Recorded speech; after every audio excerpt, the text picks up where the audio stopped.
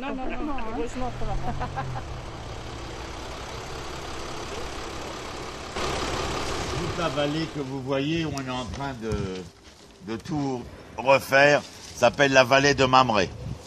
Tout celui qui a lu la Genèse sait que la vallée de Mamré est l'endroit où Abraham arriva et planta sa tente.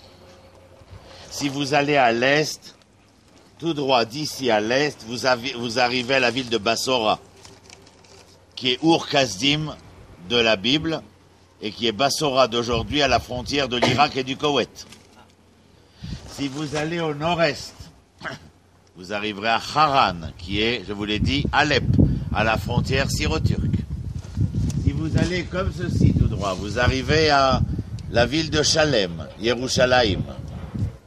Si vous allez au nord-ouest, vous arriverez à la ville dont je vous ai parlé, Bétar, le dernier bastion de la révolution des Judéens à l'époque romaine. Et si vous allez à l'ouest complètement, vous arrivez à Ashkelon. Ashkelon, qui depuis Gaza, Ashkelon, Ashdod, est le territoire des Philistins, qui ayant débarqué de Crète et voulu envahir le delta du Nil, ont été repoussés par Pharaon et ont été rejetés sur le littoral cananéen. Vous y êtes ? On y va. À Ur Kasdim vient un bonhomme qui s'appelle Terach. Son métier, professeur de théologie. Pourquoi ? Il vend des idoles. Et il est persuadé que comme tous les idoles, il y a un idéal. En grec, ça se rapproche. Et Abraham va lui prouver qu'il ne croit pas à ses sornettes. Alors Abraham va être condamné. Mais il a deux frères. Un qui s'appelle Héran et un qui s'appelle Nahor. Quand Terach prend son fils pour l'emmener chez Nabucodonosor, chez Nimrod, pardon, le roi de Mésopotamie, Abraham maintient ses dires, même si c'est un crime de lèse-majesté. À savoir que la culture mésopotamienne est un mensonge. La raison pour laquelle il a détruit toutes les idoles dans le magasin de son père. Il en a laissé une au milieu. Et quand son père est rentré de faire ses courses à la cour royale, il a demandé que se passe-t-il à Bramchouk. Il a dit la petite idole là, elle a cassé toutes les idoles. Et le père lui a certainement fait comme ça avec l'œil. Et le fils de lui répond de manière cynique que cela soit, que tes oreilles entendent ce que ta bouche voudrait prononcer. Na. Et Nimrod condamne Abraham à la fournaise. Et Héran soutient Abraham. Abraham se sortira de sa condamnation. Héran y périra. Je veux que vous compreniez où je vous emmène. Il y a trois frères qui sont descendants, d'après les archéologues, d'une tribu venue de Canaan qui habite là-bas à Bassora et qui s'appelle les Abirou. Abirou. HBR. Ils sont trois frères. Un va brûler dans la fournaise de Ur Kasdim. Je vous rappelle que Ur Kasdim, Ur, c'est le feu, et Kasdim, c'est comme la magie. Une société où l'on vous faisait passer des vessies pour des lanternes. Ce à quoi Abraham ne croit pas. Raison pour laquelle c'est un crime de lèse-majesté, c'est-à-dire vouloir transformer une société polythéiste en une société monothéiste. Abraham, Terach lui dit, on ne peut pas rester là. Ton frère Héran a été brûlé. Nahor s'est enfui vers Haran, vers Alep. Et nous allons retourner en Canaan. Retourner en Canaan? Pourquoi vous avez été en Canaan? Et là, les fouilles archéologiques viennent plus ou moins soutenir cette tribu d'Abirou comme originaire de Canaan. Le fait est, c'est que Terach prend son fils Abraham, sa bru Sarah et son neveu orphelin Lot, et qu'ils s'en vont vers Alep, vers Haran. Et arrivé là-bas, Nahor leur dit « Ah, vous avez bien fait de venir me voir. Ici, on est beaucoup plus tranquille dans le pays de Aram. Il y a une boucherie cachère, une synagogue, une école juive, etc. Et là, à Haran, à Alep, Avram reçoit l'injonction de va vers toi. Attention, va pas pour toi, mais en hébreu grammatical, lech lecha, c'est va vers toi, et vous allez voir pourquoi. Ah bah, tu dois quitter ton père, ton village, là où tu es né, etc. Le cordon ombilical, c'est clair. Psychologie clinique, première année, n'importe quel étudiant connaît ça. Si tu veux pouvoir prendre ton envol, il faut couper le cordon ombilical. Mais va vers la terre que je t'indiquerai. Laquelle? Je te l'indiquerai. Moi, personnellement, je ne serai pas parti. Parce que j'aime toujours savoir où je vais. Mais lui, il se met en marche. Et de là, je viens et je comprends. Prenons d'un de ces maîtres chassidiques, il s'appelait Shmuel de Sochachov, en Pologne, là-bas, où on est près d'Ukraine. Il écrit quelque chose. Il est écrit « Va vers toi ». En coupant le cordon ombilical vers la terre, je t'indiquerai. Alors j'ai con, mais comment c'était les 5 dernières minutes? Mais bon sang, mais c'est bien sûr. Ça veut dire quoi? Ça veut dire que plus tu seras capable de te mettre en chemin vers l'hébreu qui se cache dans l'araméen que tu es, et plus la terre vers laquelle je t'emmène se dévoilera à toi. C'est un inversement proportionnel. Et lorsque tu n'accepteras pas la terre que je t'ai donnée, ce n'est pas toi qui n'accepteras pas la terre, mais simplement sera la solution qui dira que toi étant tellement loin de toi que la terre l'est d'autant plus. Extraordinaire! C'est fantastique! Je vous l'accorde, ça demande une réflexion et pas de s'occuper de savoir qu'est-ce qu'on mange ce soir et où on va en vacances demain. Mais ça, c'est la plèbe. C'est-à-dire, il y a des gens qui ont décidé d'appartenir à l'aristocratie de la pensée. Mais ce sont les penseurs qui donnent l'orientation de l'histoire. Mes étudiants ne comprennent pas des fois. Je leur dis, mais sachez qu'entre le 22 et le 25 août 1944 dans les rues de Paris, la jeunesse qui combat, elle est toute ou syndiquée, ou catholique, ou militante politique, mais ils ont tous un idéal. Les autres, ils regardent dans les coins de rue. Il faut avoir un idéal pour agir. Il faut croire pour agir. Il faut être confiant pour agir. Il faut être fidèle, il faut être vrai pour agir. Alors il se met en marche. Et où est-ce qu'il arrive? À Elon Moreh. Elon Moreh, c'est à côté de Shrem, de Naplouse. Et qu'est-ce qu'il fait là? Un sacrifice. Comment on appelle un sacrifice en hébreu? Korban. La racine de Korban, Karov, Karev, proche.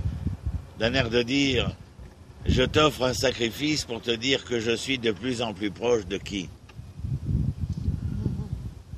Et comme je dis à mes élèves aujourd'hui, nous faisons le même trajet. Mais ce que je vous demande aujourd'hui, c'est d'être à la recherche, en quête de l'hébreu qui se cache dans le juif que vous êtes. Tout à l'heure, quand elle m'a posé la question, juif, c'est l'habitant de la Judée. Yehuda, Yehudi. Mais c'est donc le 1/12e de la réalité Israël.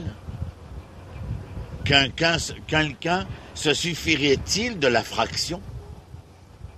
Quelqu'un n'oserait aspirer au nombre entier? Que nenni, mon ami. Ça n'existe pas. Sauf au département de psychiatrie. La personne acceptant la déchirure intérieure de son être, entre être ou pas, rester fraction ou aspirer au nombre entier, les sages l'ont instauré. Toute la journée, l'an prochain à Jérusalem, ouvre-nous les yeux au moment de ton retour à Sion, blablabla, blablabla, pour nous dire quoi? Pour nous dire, l'état de fraction, c'est un état de survivance. Mais votre aspiration, c'est le nombre entier, de redevenir les Hébreux. À côté du nom propre, on ne peut pas écrire juif, on doit écrire hébreu. C'est peut-être pour ça que les autres nous disaient dans la cour de récréation, à côté de juif, non pas propre, mais le reste. Si vous me comprenez. Abraham se met en marche, il arrive à Shrem, il arrive à Jérusalem, il rencontre Melchizedek. Melchizedek lui dit, j'ai eu un son, cette terre va te revenir. Il continue son chemin, Bethléem, il arrive là. Ils sont tous en train de se battre ici pour dire c'est dans mon jardin qu'il a mis sa tente. Il met sa tente. Quelle tente? Pourquoi c'est important de raconter quelle tente il a mis? Tente, T-E-N, bien entendu.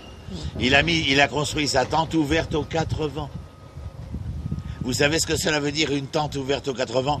Qui que vous soyez, d'où que vous veniez, il vous est permis d'y pénétrer. Vous avez entendu? Et lorsqu'il voit de l'une de ces collines 3 Arabes qui adorent la poussière de leurs pieds, dit le texte exégétique, qui sont des anges déguisés pour lui annoncer que sa femme va avoir un enfant, que Sodome et Gomorrhe vont être détruites, patin couffin. Lui qui vient d'accomplir la circoncision, la Brit Mila. Ça me fait rire quand je dis toujours circoncision, parce que je demande ce qu'on a coupé. En vérité, Brit Mila, c'est l'alliance du verbe. Brit, c'est l'alliance, et Mila, c'est le verbe.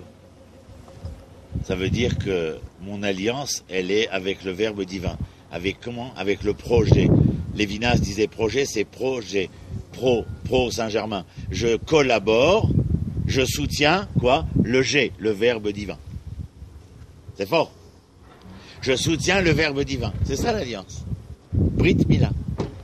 L'alliance avec le verbe. C'est-à-dire que ce soit dans ta chair, Bevakasha. Je n'irai pas jusqu'à Alain Pierrefitte qui dira que la calotte c'est le reflet du prépuce perdu, etc., etc. Aval, il est clair qu'ici il y a une alliance et l'alliance elle est avec le projet, avec le verbe. Et alors qu'il est en post-opératoire et que le texte nous dit alors un nuage passa devant le soleil, vous savez lequel? Celui-là, le même. C'est ici que ça s'est passé. Alors voilà, il est là le soleil. C'est le même nuage. Le vendredi soir, quand mes élèves arrivent, je les fais sortir. Je leur dis, regardez le ciel, regarde le ciel. Ils me disent, qu'est-ce qu'il y a? Je dis, alors, vous voyez rien? Ils disent, non, il y a le ciel, il y a la lune, les étoiles. Je dis, alors, il n'y a rien qui vous vient à l'esprit? Ouais, je dis, ben alors, vous n'avez pas vu que c'est les mêmes étoiles que regardait Abraham? Loufoque que vous êtes, grande folle. Les mêmes étoiles qu'Abraham vit. Et il est installé ici. Ici a lieu ce qu'on appelle l'alliance. Je ferai de toi une nation grande, et par toi seront bénies les nations de la terre. Et je maudirai ceux qui te maudissent, patin couffin. Et la terre sur laquelle tes pieds reposent, je te la donnerai en héritage. Comment dit-on héritage en hébreu? Moracha. Nos sages viennent à la prière et disent, ne dis pas Moracha, dis quoi? Meurasa. Ils aiment bien renier, alors ils font des tas de trucs dans ce genre-là. Meurasa, ça veut dire fiancé. Allez, encore une fois, conjugué, conjugal, machin. La terre sur laquelle tes pieds reposent te sera donnée en héritage. Moracha, pas un héritage, sonnant et trébuchant, mais d'un héritage qui fera de toi, l'époux de l'épouse et l'épouse de l'époux. Et c'est ici que tout commence. J'étais ici, pas là, un peu plus loin, avec monsieur Eric Sharon, de mémoire bénie, et un autre monsieur important, Z.F. Rever, et le Sharon nous a dit, vous vous rendez compte, dans le protocole des affaires étrangères israéliennes, lorsqu'on arrive en visite officielle en Israël, le lendemain, on est en visite où? Yad Vashem, le musée de la Shoah. Qu'est-ce que vous voulez me dire? Que nous sommes là parce qu'il y a eu la Shoah? Ou bien est-ce que nous sommes là parce qu'il y a eu l'Alliance? Et Sharon de nous dire il faut changer les choses un peu. Nous ne sommes pas là parce qu'il y a eu la Shoah. Nous étions là bien avant la Shoah. Mais nous sommes là d'abord et avant tout parce que nous sommes les enfants de l'Alliance. Des années plus tard, vous vous rappelez la bataille de Bétar? Adrien va mettre bas à Bétar, la révolte juive. Bar Korba devient Bar Koziva. Et qu'est-ce qu'il fait quand il a battu les Juifs? Il prend la cartographie du Moyen-Orient, il raye le nom de Jérusalem et il va l'appeler Aelia Capitolina, la montagne où ils vont mettre la statue de Jupiter. Et là où il y a marqué Judée, il raye et il va utiliser le nom de la peuplade qui habite ce triangle Gaza, Ashkelon, Ashdod, vers Kiryat Gat, vers ici, les Philistins. Et il va donner le nom de Philistie à cette région, qui dans les ans à venir va devenir Palestine. Et 1800 ans plus tard, Roni Akrish arrive dans sa maison construite et du haut de son balcon regarde et dit Adrien, il fait oui, hop.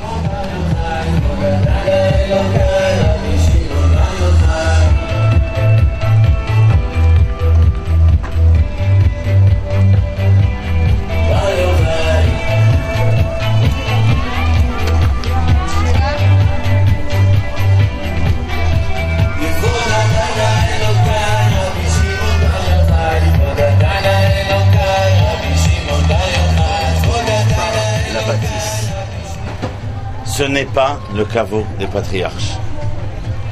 Le caveau des patriarches est plusieurs mètres sous terre. La bâtisse que vous voyez ici, les pierres que vous voyez, ont été apportées par le roi Hérode. Le roi Hérode, c'est l'époque du deuxième temple. C'est l'époque 0, un peu plus. Et donc, le roi Hérode est un Iduméen du pays de Édom, qui ont été convertis au judaïsme de force par les Asmonéens, descendants de ceux qui ont fait la révolte contre les Grecs, les Maccabim. Et cet Iduméen épouse la dernière descendante des Maccabim. Seulement, il veut régner comme seul roi des Juifs. Il tue sa femme et ses enfants. Mais il veut marquer son époque. Que font les rois lorsqu'ils veulent marquer leur époque? Ils bâtissent. Et il bâtit deux choses. La première, c'est cette bâtisse-là, sur le caveau des patriarches, afin de marquer son attachement, entre guillemets soi-disant, à l'histoire ancestrale d'Israël.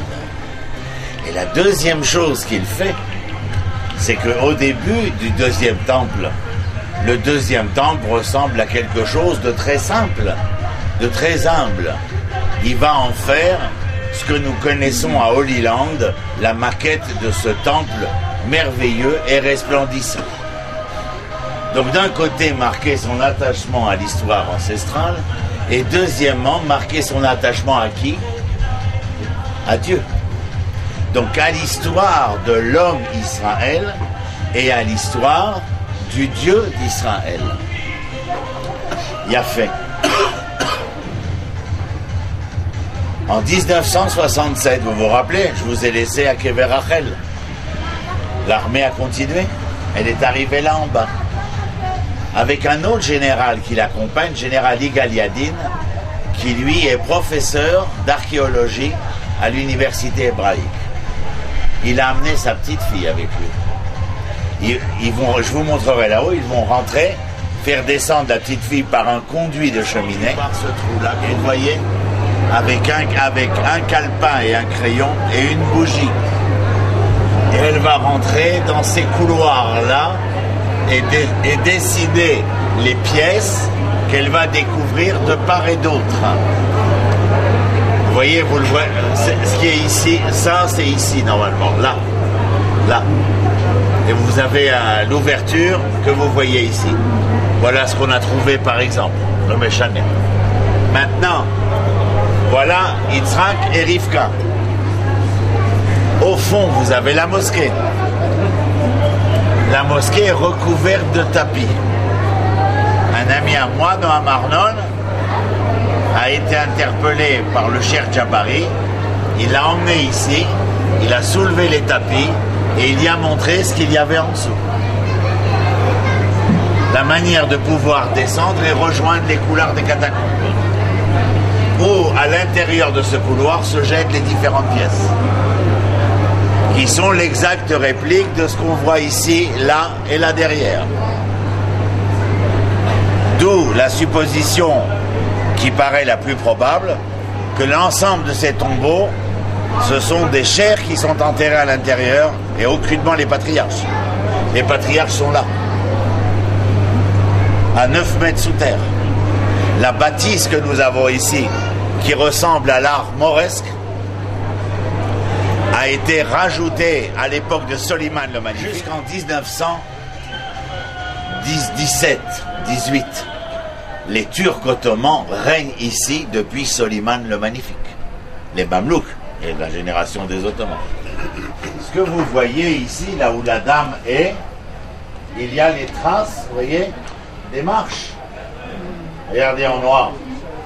On rentrait à la Mehara, on pouvait rentrer à la Mehara ici. Seulement, à la 7e marche, il y avait un garde turc, mamelouk ou ottoman. Et si le juif mettait le pied sur la 8e marche, il recevait un soufflet, c'est-à-dire une gifle. quel était le statut des Juifs en pays arabe. Qui connaît le nom? C'était des dhimmi. La transformation de dhimmi à l'époque nationale-socialiste sera Untermunchen, sous-homme. Donc le juif ne pouvait pas gravir cette 7e marche. Et donc il restait là où vous voyez les gens qui, je trouve cela un peu, comment dire, vieillot et incohérent aujourd'hui que nous pouvons rentrer. Mais les juifs restaient là et à travers ce mur avaient l'impression d'être à la, comment dire, à la hauteur, à l'horizon de l'enterrement des patriarches. Et donc ils priaient sur la 7e marche. Mais c'était à une époque un statut d'exil, où nous n'étions pas maîtres de nos lieux, maîtres d'océan. En 1967, l'armée d'Israël arrive, et la première chose que fait Moshe Dayan, c'est il demande au génie militaire de poser des pains de dynamite sur ces marches, et il fait exploser les marches.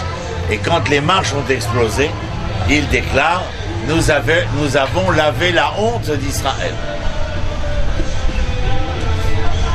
Donc, le chant qui est ici, si vous connaissez la Genèse un peu, Abraham veut enterrer sa femme. Vous avez vu, il n'est pas loin, Mamré.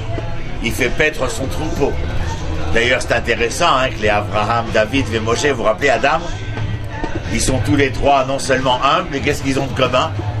Ils sont tous les trois bergers. Berger en hébreu, c'est roé tson. Tson, c'est le troupeau. Roé, c'est le prochain. Ve'afta lere'echa kamocha. Tu aimeras ton prochain comme toi-même. Roé, c'est pas seulement celui qui mène le troupeau. Il ne peut mener le troupeau que parce qu'il s'est fait accepter par l'âme animale comme étant son prochain. D'ailleurs, jamais vous verrez un berger au devant du troupeau. Il est ou sur le côté ou à l'arrière du troupeau. Parce qu'il est tellement ressenti comme étant le prochain de l'être animal que l'animal n'a pas besoin qu'il le guide. Il se sent guidé du fait d'être suffisamment le prochain de l'autre. Et donc c'est ce qu'ils ont. Et en fin de compte, Dieu va les choisir comme guide. Pourquoi? Parce que par exemple, Moshe court après une génisse qui s'est enfuie pour la ramener au sein du troupeau. Abraham, une histoire presque parallèle, c'est-à-dire que des hommes capables de s'inquiéter, de ramener la petite brebis ou la génisse au sein du troupeau, voilà des hommes que je voudrais être les conducteurs de mon peuple. Parce que être le conducteur du peuple, c'est être capable de rassembler, de réunir le peuple. Et donc quand il arrive ici, Ephron, le Hittite, lui dit « Je t'offre ce champ ». Et Abraham lui dit « Non, moi je ne veux pas que tu me l'offres. Je veux te l'acheter à 400 cycles d'argent. » Et on se demande « Mais pourquoi veux-tu l'acheter pour 400 cycles d'argent ?» Et nous trouvons dans la littérature hébraïque le fait que 3 villes ont été achetées à prix d'argent. Shrem, par Yosef, là où il est enterré. Et David, il a acheté le mont du Temple à Arvona. Et Abraham, ici, il a acheté. Et que nous dit la source talmudique? 3 villes ont été achetées à prix d'argent. En hébreu, c'est 3 villes, le mot argent, c'est damim. Damim, c'est le sang aussi. C'est-à-dire qu'il est polysémique. Il veut dire soit le sang, soit l'argent. Ça veut dire quoi? 3 villes ont été achetées à prix d'argent. Soit vous comprenez que vous en êtes les héritiers, et cela vous revient, soit vous refusez d'en être les héritiers, mais vous devrez le recevoir de toutes les manières, mais non plus par l'héritage, mais par le sang. Et de quoi parle-t-on aux informations? De Shrem, qui est la Samarie, de Jérusalem et de Hebron, qui est la Judée. On ne parle jamais du Negev, jamais de la Galilée, jamais de la plaine côtière. Et je reste toujours interloqué, interpellé, bien entendu, par rapport à ça. Voilà comment a débuté. Quelle raison dit-on que Abraham aurait choisi cet endroit particulièrement? La tradition légendaire ou mythique raconte qu'il aurait su qu'ici étaient les portes du jardin d'Éden, là où Adam et Ève auraient été enterrés une fois sur terre. D'où le nom la cité des quatre. Adam et Ève, Abraham, Sarah, Yitzhak et Rivka, Yaakov et Léa. La cité des quatre.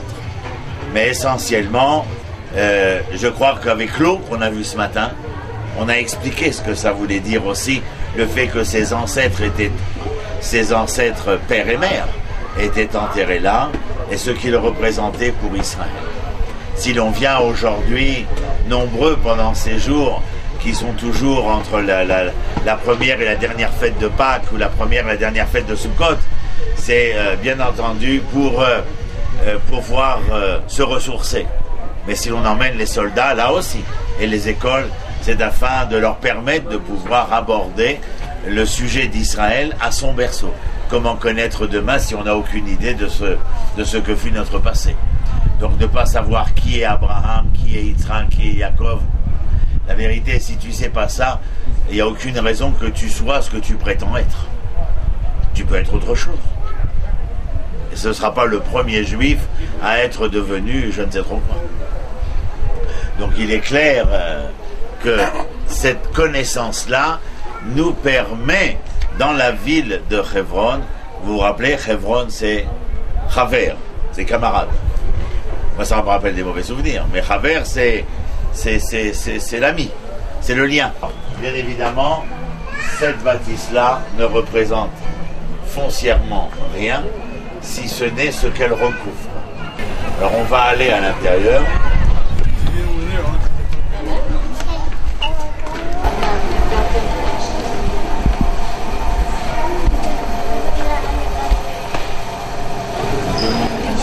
Où il est le louche? Bon, écoutez bien, je ne peux pas parler fort. Ici, le tombeau, selon la tradition musulmane et hébraïque, serait, selon la tradition, le tombeau où la tête d'Esav reposerait. Esav, c'est Israël. Pour quelle raison est-ce que Esav, qui voudrait tant de mal à Yaakov, reposerait ici à côté de son frère et de ses grands-parents et arrière-grands-parents? Nos sages nous enseignent ainsi. Et ça nous intéresse au premier point. Yaakov s'enfuit parce que sa mère Rivka lui dit que Esav lui en veut pour le droit d'aînesse. 21 ans plus tard, Yaakov revient. Et quand il revient, le texte biblique nous dit qu'il se prépare à la prière, à la diplomatie, à la guerre. Et on lui fait savoir, parce qu'il a envoyé des ambassadeurs auprès de son frère, que son frère vient avec 400 hommes. Or, quand son frère vient, son frère l'embrasse, son frère le serre dans ses bras, et son frère l'invite à la maison. Et lui cache Dina pour ne pas qu'elle soit vue par Esav. L'ensemble de ces événements-là va entraîner une grande réflexion parmi nous. À savoir, est-ce que la disposition de Yaakov vis-à-vis de Esav était dans un a priori, alors que Esav, sachant que son frère revenait après 21 ans du pays d'Aram, et que rentrer en terre de Canaan, en terre inconnue, où il y avait certainement des bandes, des brigands ou je ne sais trop quoi, il aurait voulu le protéger. Le fait qu'il soit venu l'embrasser, l'enlacer, l'inviter, en tout cas, le fait reste une question. Pourquoi? D'abord, parce que nos sages nous disent que Yaakov avait une peur bleue de son frère pour deux raisons. Pas par la force. Il avait une peur bleue de son frère parce que son frère était resté en Eretz Israël et avait continué d'occuper la terre donnée par l'Éternel. Et deuxièmement, que son frère avait continué d'honorer son père et sa mère alors que lui ne l'avait pas fait. C'est intéressant. beaucoup plus tard, quand Moïse, va vouloir traverser le pays de Édom à la sortie d'Égypte. Édom, nous disons que ce sont les descendants de Ésaü. Lorsqu'ils vont vouloir traverser, le roi de Édom vient chez Moshe. Parce que Moshe l'a fait appeler en lui disant « Viens mon frère, nous voulons traverser sans boire de tes puits et nous nourrir de tes vendanges. » Et le roi de Édom vient vers lui et lui dit « Je suis ton frère. » Et Moïse de lui dire « Mais nous avons le même arrière-grand-père. » Alors le roi de Édom lui dit « Ah, tu penses à Yaakov et Esav ?» Alors il dit oui. Il lui dit mais je crois que mon ancêtre t'avait donné rendez-vous. Alors Moshe, c'est l'exégèse biblique, hein.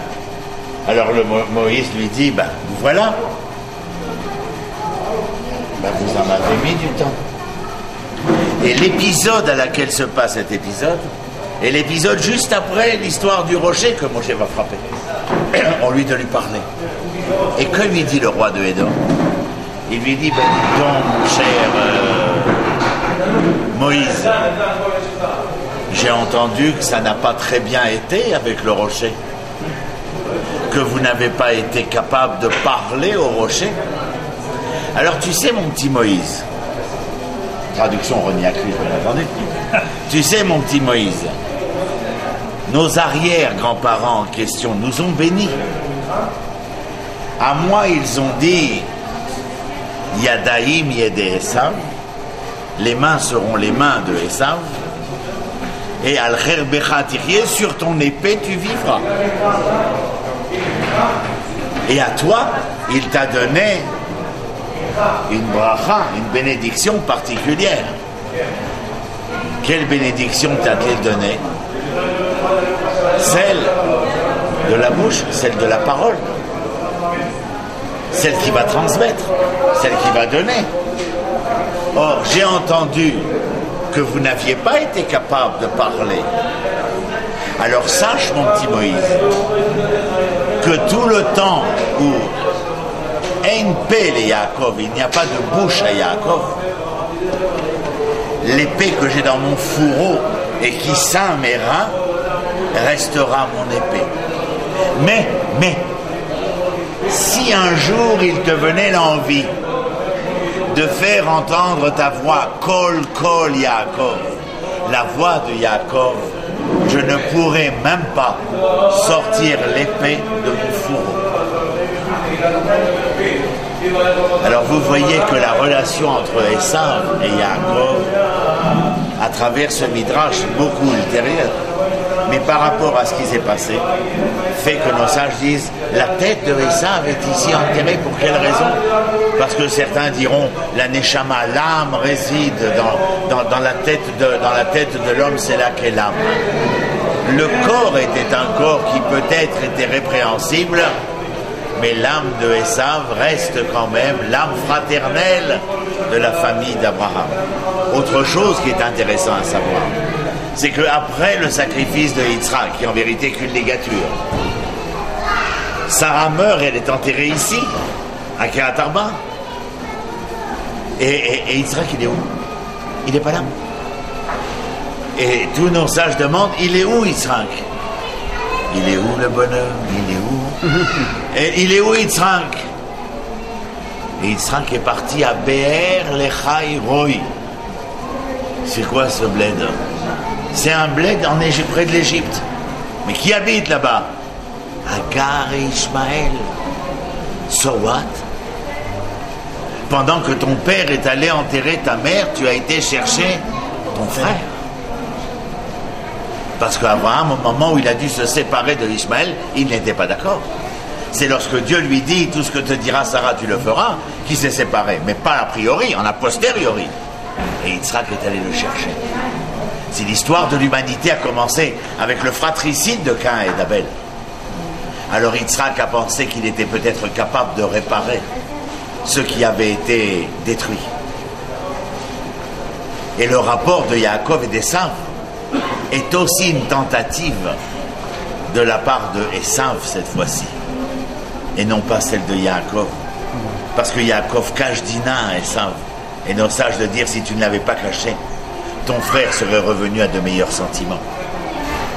Et ce n'est en fin de compte qui que le fils de Yaakov, à la fin du livre de la Genèse, Yosef, qui avait tout pour en vouloir à ses frères, qui au moment où il verra ses frères en Égypte, qu'est-ce qu'il dira?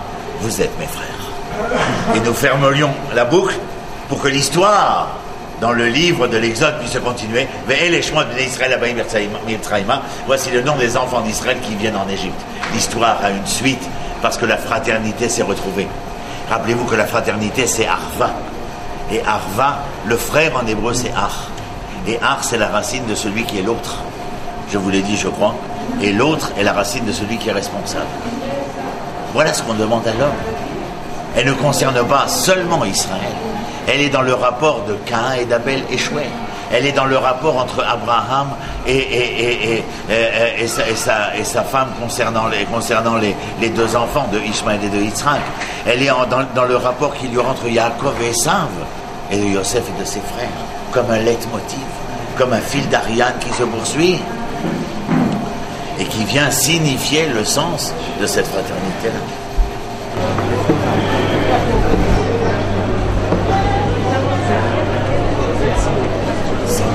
Symboliquement, vous avez marqué là-bas Sarah, vous avez marqué Abraham. Les tombeaux que vous avez là ne sont pas les tombeaux originels. Les tombeaux originels sont des maîtres sous terre. C'est-à-dire que ici, ce qu'il y a de marqué ici, c'est tzioun, c'est-à-dire de signaler que, vouloir symboliser que. Ce qui est important ici aussi, c'est pas le tombeau, c'est le personnage.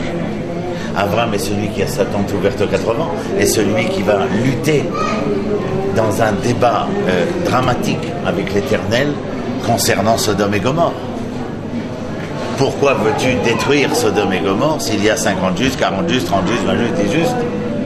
C'est-à-dire qu'il y a un débat, est-ce que tu as le droit de tuer dans le même temps le juste et l'injuste?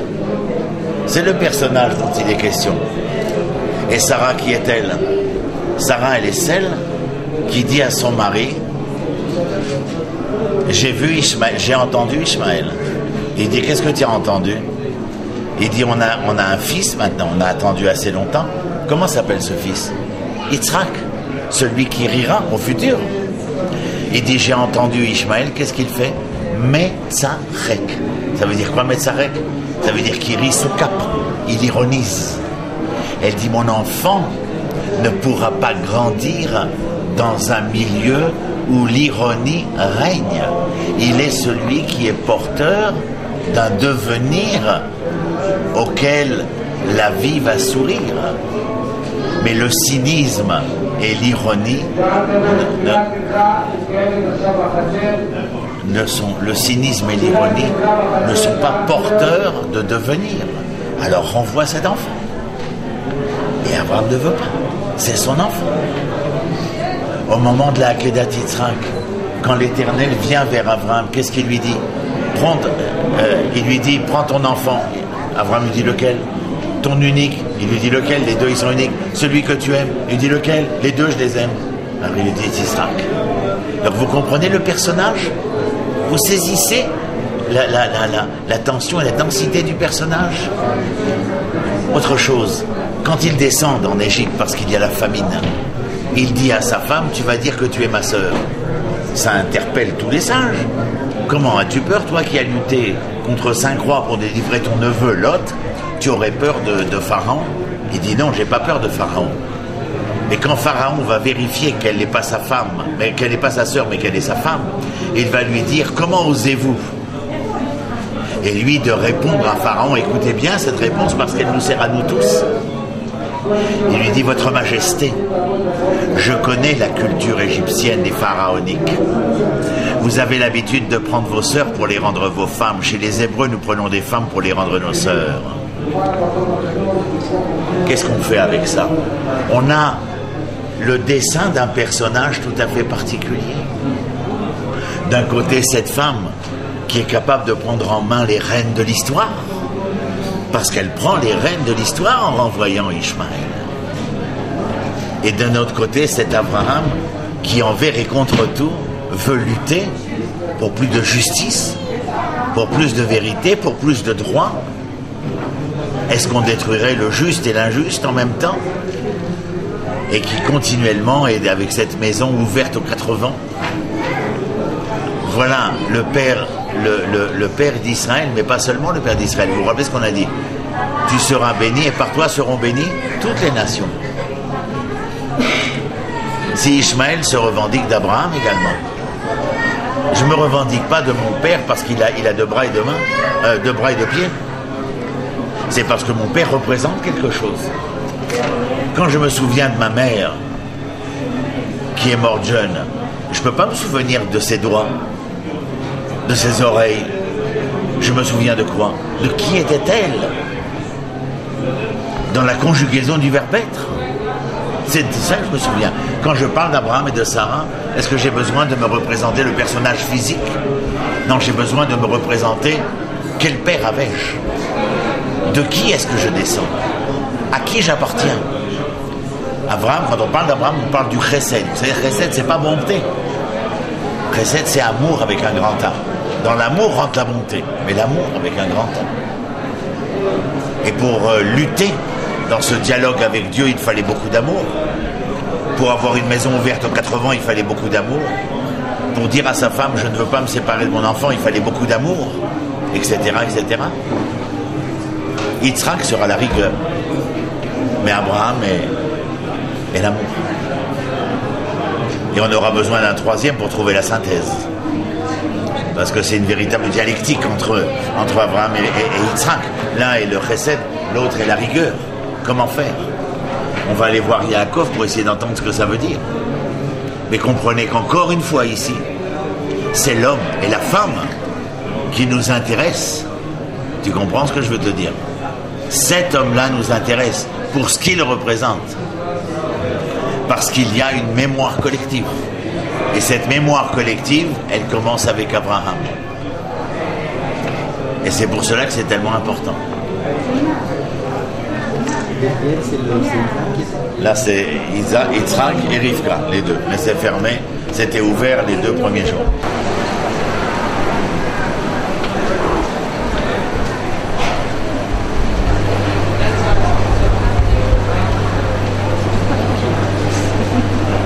Le mot important, essentiel à ce rappel, c'est que Yaakov, quand il arrive au pays de Haram chez Lavan, ils tombent amoureux l'un de l'autre. À tel point qu'auprès du puits où il se trouve, lorsqu'il voit Rachel arriver, il ne peut s'empêcher de quoi faire? De l'embrasser. Vaïchak et Rachel. Je vous rappelle, on l'a vu ce matin, il est au bord du puits, il y a marqué Vaïchak. Il a puisé l'eau dans le puits pour donner à boire aux troupeaux de Rachel. Et ensuite, qu'est-ce qu'il a fait? Vaïchak les Rachel. La même racine que vous avez vue ce matin, elle se retrouve dans l'expression de Yaakov vis-à-vis de Rachel. Achab, il rentre chez lui. Il va travailler 7 ans. Mais celle qui lui est donnée en mariage, c'est Léa. Or, Léa sait très bien qu'elle n'est pas la bien-aimée. Le coup de foudre, c'est entre Yaakov et Rachel. Et Léa est celle qui se retrouve dans la couche de Yaakov et doit bien faire avec. Et elle était promise à Esav, elle n'en voulait pas. Et alors qu'elle est, la femme de Yaakov, elle se dit une chose pour laquelle elle est là. Je vais lui enseigner ce que veut dire aimer. Écoutez bien ce que je vais vous dire. Ma sœur sera la mère prophétesse de l'amour romantique. Et moi, je serai la mère prophétesse de l'amour construit. Ils vont avoir un premier enfant. Elle va l'appeler Réhouben. Ruben en français, mais on n'entend rien en français pendant ça. Réhouben, ça veut dire regarder, c'est un garçon? Non. C'est un garçon parce que je lui ai appris à me regarder. Elle a un deuxième enfant. Elle l'appelle comment? Shimon. Je ne lui ai pas appris simplement à me regarder, je lui ai appris aussi à me regarder, à m'entendre, et puis surtout, je n'ai pas appelé, comment dirons, ozone ou archevon, l'autre manière de dire entendre ou écouter, l'oreille externe, l'oreille moyenne. Non, je l'ai appelé Shimon, celui de l'oreille interne. Vous savez pourquoi?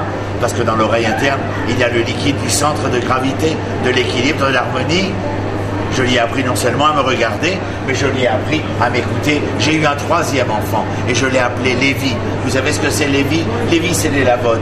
C'est de prendre par la main et t'accompagner. Oui, je lui ai appris à me regarder. Je lui ai appris à m'entendre. Je lui ai appris à m'accompagner. Et quand j'ai eu un quatrième enfant, je l'ai appelé Yehuda. Vous savez pourquoi? Pour dire Toda, pour dire merci, d'être la première femme dans le féminisme universel à pouvoir dire que l'amour pouvait se construire, mais qu'il fallait en connaître les paliers. Et que fait Rachel lorsqu'elle entend tout ce qui s'est passé avec Yaakov? Elle rentre dans la tente de Yaakov et elle lui dit: fais-moi un gosse, sinon je meurs. Et Yaakov lui dit: je suis dans les papiers de l'Éternel, moi, pour te faire un gosse comme ça. Mais elle a compris que dans cette conjugaison-là, le Ben, l'enfant qui allait venir, vous vous rappelez ce matin? Ben, c'était la racine du verbe livnot. C'était bien plus que d'avoir simplement un enfant. C'est qu'à travers l'enfant, il y avait la possibilité de continuer d'exister, de se construire bien après que nous ne soyons plus. Et voilà comment Rachel et Léa sont devenus de véritables prototypes. Absolument extraordinaire de voir ces personnages, comment dire, Yaakov a l'air véritablement dans l'historiosophie, il a l'air, comment dire, pas victime, mais en fin de compte, mu par ces femmes-là. Je passe Bila et Zilpa, les concubines qui vont être ajoutées, et je prends les prototypes, Léa. Léa, elle y va de tout son cœur, elle aura d'autres enfants. Mais essayez d'entendre ce que ça veut dire lorsqu'on aura nos enfants, un jeune couple devant nous, et qu'on essaiera de lui dire: est-ce que vous lui apprenez à vous regarder? Est-ce que vous lui apprenez à vous entendre, pas à vous écouter? Est-ce que vous lui apprenez à vous accompagner? Est-ce que lorsque vous le voyez faire, vous êtes capable de dire merci? De pouvoir être à la source de cette génération-là, de cet engendrement-là. Et puis quelqu'un que je ne vous ai pas raconté, Yitzhak et Rivka. Yitzhak, c'est la peine de ses parents, 33 ans, un véritable, je ne sais pas comment on l'appelait, il y avait un film en France de ceux qui restent à 30 ans, 35 ans chez les parents. Non, Tanguy, voilà, c'est ça. Tu vois, je me tiens au courant de tout. Et c'est grâce à mes étudiants. Et il reste à la maison. Donc il a envoyé Eliezer à Rami, là-bas chez Laban, trouver Damoiselle, Nahon. Il a trouvé la petite Rivka. Vous voulez vous marier avec mon maître? Elle dit oui. Vous les imaginez un peu comme Laurence d'Arabie, hein, sur le chameau, avec le voile, là, tu sais, comme ça, et on les voit chamocher vers Canaan. Ils chamochent pas. Donc ils chamochent vers Canaan, et arrivés dans les champs proches de Mamré, le texte nous dit que Yitzhak, Yatzal, la soir ambassadé, il est sorti pour discuter, dialoguer avec Dieu, avec lui-même, allez savoir. Et alors, le dialogue est ainsi fait, Roni Akrish. Et elle le regarde, elle lui dit: dites-moi mon brave, elle parle à Eliezer, le serviteur d'Abraham, dites-moi mon brave, quel est cet homme que j'aperçois au loin? Il lui dit: votre Altesse, c'est votre promis. Et qu'est-il écrit ensuite? Que Rivka, elle va tomber du chameau. Vous savez ce que je dis? Vous comprenez l'anglais? The first lady in the Bible to fall in love. La première femme dans la Bible a tombé amoureuse. Il y a marqué: elle est tombée du chameau. Il ne fallait pas être sorcier pour deviner qu'elle est tombée amoureuse. Rivka. Et qu'est-ce qu'il fait après? Et Yitzhak, il a emmené sa femme, sa future femme, dans la tente de sa mère. Bonjour Sigmund. Donc vous voyez les personnages à qui nous avons affaire. Yitzhak et la rigueur, Abraham et l'amour. Entre l'amour et la rigueur, le peuple ne peut pas naître ni de l'amour ni de la rigueur. Il faut trouver la capacité médiane à pouvoir trouver ce qu'on appelle entre la thèse et l'antithèse hégélienne, la synthèse. La synthèse, c'est Yaakov. Si Abraham est chesed, amour, et Yitzhak est din, rigueur, Yaakov s'appelle Emet. Les lettres hébraïques, elles sont extra. Aleph, Mem, Tav. Aleph, c'est la première lettre, et Tav, c'est la dernière lettre. C'est deux extrêmes, l'amour et la rigueur. Excuse-moi. L'amour et la rigueur. Le même au milieu, quand je suis un scribe hébraïque, pour écrire la lettre même, il faut que je fasse Chaf et Vav. Deux lettres, Chaf, Vav. Et vous savez que les juifs aiment à jouer aux chiffres et aux lettres. Bien à voir, Manjamo et France 2. Chaf, ça vaut 20, et Vav, ça vaut 6. 26. Mais la lettre même vaut 40. Vous vous rendez compte de ce qu'ils vont chercher? Ils n'ont rien à faire. 26 et la lettre, elle vaut 40. Il manque 14. Il dit oui. 26, c'est le nom de Dieu. Mais ce 14, regardez, 3, 6, 9, 12 et 2, 14. Yad en hébreu, Yud, 10, Dalet, 4. Ça correspond.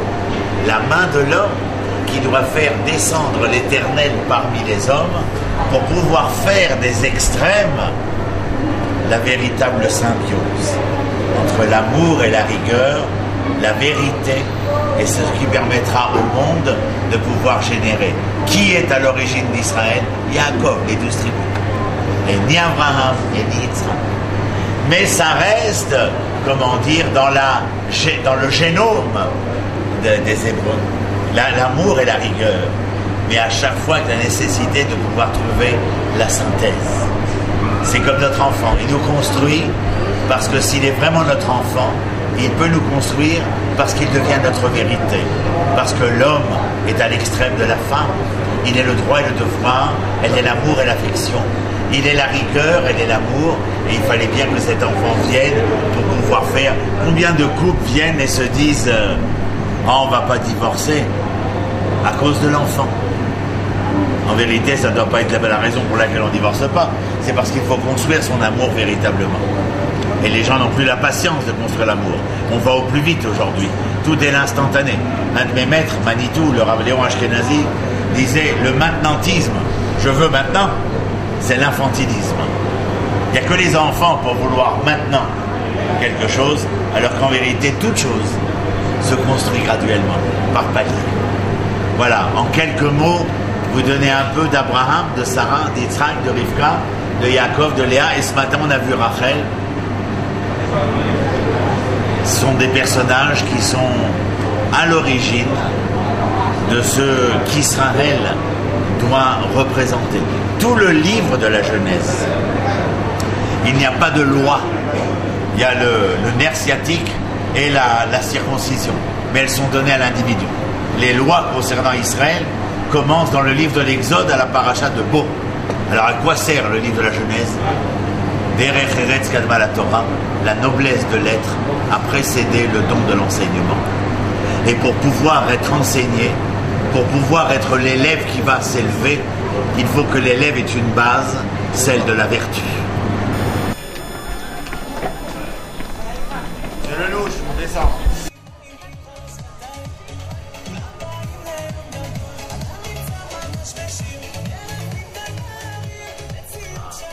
De dire bon bah c'était bien. Il faut faire toujours attention à l'inertie. Vous savez, en hébreu, avec ça je termine parce que moi j'ai un problème, c'est déjà de ne pas savoir m'arrêter. La shigra en hébreu, c'est l'habitude. Et j'ai dit, lorsqu'on est dans l'habitude, c'est une ligne droite. En médecine, la ligne droite, vous savez ce que ça veut dire? Ça veut dire que le cœur ne bat plus. Et en hébreu, les mêmes lettres qui composent la shigra, elles composent à regesh. Mais ça non plus, c'est pas bien, parce que c'est fibrillation ventriculaire. Et la fin, c'est ça. Mais les mêmes lettres qui composent shigra à regesh, elles composent à gesher, le pont. Vous ne pouvez pas être que ça, et vous ne pouvez pas être que ça. La preuve que j'ai, quand je vois mon patient et que je lui fais un électro, c'est que quoi? Il y a la vie. Et la vie, elle est à travers ça, et ça, ça, et ça. On ne peut pas rester dans l'habitude, dans l'inertie de l'habitude. On ne peut pas être toute la journée avec la bouche ouverte en train de rigoler parce qu'on nous hospitalise. C'est-à-dire qu'il faut ces moments qui sont ceux de tous les jours. Et dans ces tous les jours, il faut ces moments qui sont si particuliers, si bouleversants, si étonnants. Voilà, je crois que ce jour-là était un jour qui, chez chacun de nous, chez vous comme chez moi, chez nous tous, eh bien, va rester gravé comme quelque chose qui nous a sortis de l'inertie, sortis de l'habitude.